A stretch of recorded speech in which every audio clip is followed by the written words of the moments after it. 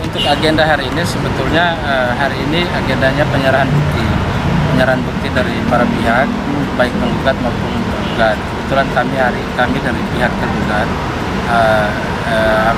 sudah menyiapkan bukti yang kita siapkan itu ada sekitar untuk bukti penyerahan bukti pertama sekitar 40-an bukti, dan itu akan dilanjutkan dengan penyerahan bukti tahap kedua itu mungkin di minggu depan. Tapi nanti itu kembali lagi itu hak dari majelis sendiri sepanjang kita mengajukan. Kalau di ACC kita akan serahkan bukti itu. Gitu. Bang, perkara sidang nomor berapa, Bang? Perkara sidangnya itu sidang perdata sih 853 ya. 853 ya. Bang, sejauh ini perkembangannya seperti apa, Bang? Sebetulnya begini ya, kalau dari awal perkara ini sudah mulai dari tahun 2023. Dari tahun 2023 dan baru didaftarkan ke pengadilan oleh penggugat itu di tahun 2024. Di tahun 2024. Itu yang mendaftarkan itu kan dari PT High-Scoop Indonesia dan juga dari Yayasan Perintis Belajar Aktif. Mereka yang mengklaim diri bahwa mereka merupakan pemegang lisensi High-Scoop Amerika yang ada di Indonesia, sehingga klien kami yang merupakan yang punya aktivitas dalam bidang pendidikan itu kemudian bekerja sama dengan mereka, dan di situ kita melakukan kerjasama sebetulnya jalannya sudah lama dari tahun 2020-an, dari tahun 2011 sampai dengan hari ini. Begitu. Namun dalam perjalanan ternyata ada sedikit permasalahan yang mungkin sebetulnya bisa diselesaikan di luar. Namun di sini mereka mengambil jalan lain yang kita sebagai pihak tergugat tentunya tetap mengikuti proses itu. Begitu. Untuk sidang hari ini bukti-bukti berapa banyak yang harus buktinya itu ada untuk tahap pertama tadi, saya ulangi lagi, tahap pertama sekitar 40-an dan mungkin akan dilanjutkan sampai tahap kedua nanti di minggu depan. Begitu. Berarti Abang kuasa apa ini, Bang? Yang tergugatnya itu gimana? Yang Abang harapkan dari sidangnya apa dari kuasa?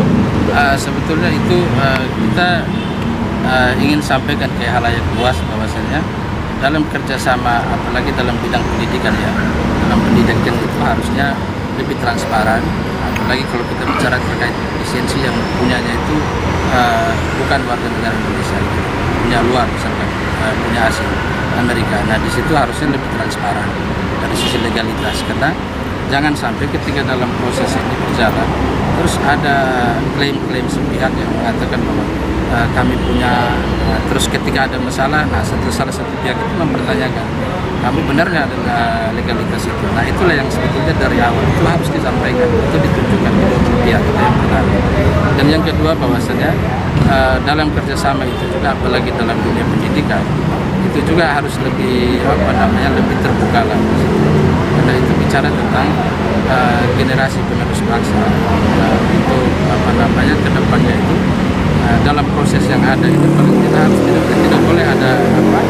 tidak boleh ada diskriminasi terhadap pihak-pihak yang berkepentingan di sisi itu. Bang, yang digugat oleh penggugat itu apa sih kepada tergugat?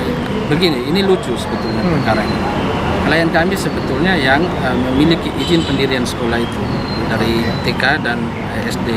Klien kami memiliki izin itu. Terus klien kami bekerja sama tuh dengan Yayasan Perintis Belajar Aktif yang mengklaim diri bahwa mereka sebagai pemegang lisensi dari High-Scoop. Dalam proses itu ternyata pihak dalam perjalanan itu misalkan ya, dalam perjalanan itu ternyata ada sedikit masalah di sisi itu, kemudian PT High-Scoop Indonesia sendiri mengambil alih itu sekolah yang sebetulnya dari sisi legalitas itu akan milik klien kami. Dia ambil alih kemudian digugat lagi untuk klien kami. Gugatan itu gugatan prestasi karena bicara terkait pembayaran lisensi itu yang sebetulnya di tahun 2023 itu kan masalah Indonesia memang lagi sulit, masalah dunia ya, 2020 sampai dengan itu. Itu masalahnya lagi sulit karena COVID itu dan sulit melakukan pembayaran. Kemudian dari dasar itulah yang mereka kemudian mengklaim bahwa klien kami melakukan tindakan prestasi karena tidak membayar itu. Lalu mereka mengambil alih sekolah itu. Gitu. setelah mengambil alih mereka gugat lagi tuh untuk pembayaran yang di tahun itu, tahun perjalanan. Itu kan lucu sebetulnya. Nah, kalaupun ternyata misalkan dalam perjalanan itu ada misalkan tidak melakukan pembayaran aturan prestasi, kan di dalam perjanjian mereka jelas bahwa sanksinya itu denda, bukan pengambil alihan sekolah. Dan hari ini mereka melakukan itu, itulah yang sangat kita sesalkan.